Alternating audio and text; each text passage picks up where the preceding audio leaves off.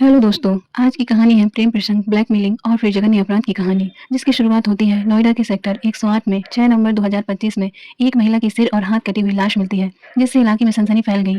Police के लिए ये एक ब्लाइंड मर्डर का मामला था, क्योंकि शव की पहचान करना मुश्किल था। जब पुलिस ने 5,000 से अधिक सीसीटीवी फुटेज, 1100 से ज्यादा वाहन की ट्रैकिंग और करीब 70,000 मोबाइल नंबर की जांच की, महिला के पैरों में मिले बिछुए से उसकी पहचान प्रीति यादव के रूप में हुई।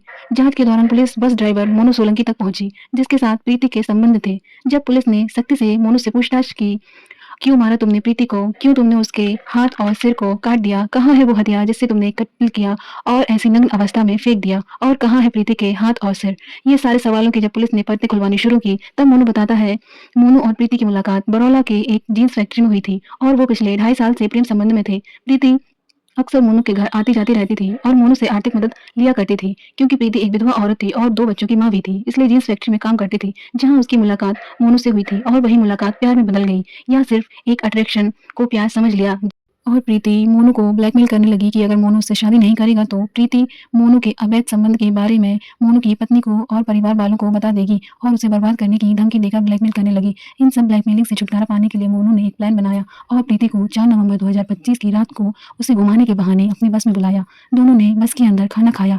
इसके बाद बहस हो जाती है प्रीति और मोनू के बीच में, जिससे मोनू गुस्से से घर से लाए हथियार, जिसे गड़ासिया भी बोलते हैं, उससे प्रीति के सर को धड़ से अलग कर देता है और फिर उसके हाथ भी काट देता है, जिससे उसकी पहचान ना हो पाए और जिससे उसकी पहचान छिपाई जा सके। फिर उसके कपड़े भी उतार देता है। यह सब मर्डर की प्लानिंग मोनू ने दृश्यम मूवी को देखकर की थी। मोनू ने प्रीति के शव को नोएडा के सेक्टर 82 के नाले में फेंक दिया। मोनू ने सर और हथेलियों को पहले बस के नीचे कुचला, जिस बस का वो ड्राइवर था, और फिर गाजियाबाद के एक दूसरे नाले में फेंक दिया था और फिर घर वापस आ गया था। यह सब बात उसने कबूल किया पुलिस के सामने। अब पुलिस ने मोनू के घर से वो हथियार भी बरामद कर लिया है जो प्रीति को मारने के लिए इस्तेमाल किया था उसने, और पुलिस ने प्रीति के कपड़े भी और बस की बेड भी बरामद कर ली है मोनू के घर से। फोरेंसिक टीम ने भी घटनास्थल से सबूत जुटाए और डीएनए मैच किया और फिर मोनू को गिरफ्तार कर लिया गया और यह मामला सुलझ गया। कभी कभी 2 पल के सुकून की कीमत कितनी बड़ी रहती है, लोग ये नहीं समझते। आप सभी का थैंक यू यहाँ तक बने रहने के लिए, और ऐसी क्राइम टॉक सुनने के लिए सब्सक्राइब करें हमारा चैनल। Thank you.